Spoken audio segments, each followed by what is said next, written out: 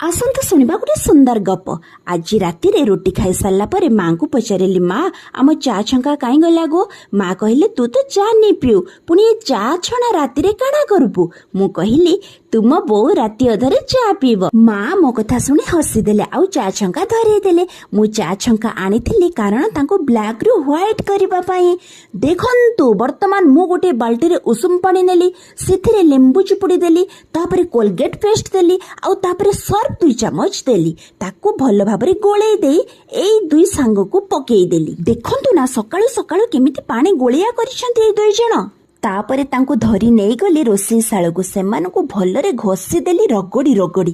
तापरे सेमानकु गाधोई देली सुंदर भाबरे। तापरे सेमाने होई गले गोरी सत्य जेमिति स्वामी आ स्त्री। एमानकु देखि माँ मोरे कहिले रश्मि एंता केंता हैला। मु कहली हेंता हैला गो माँ गपटी सहिला फुलटे फुटिला।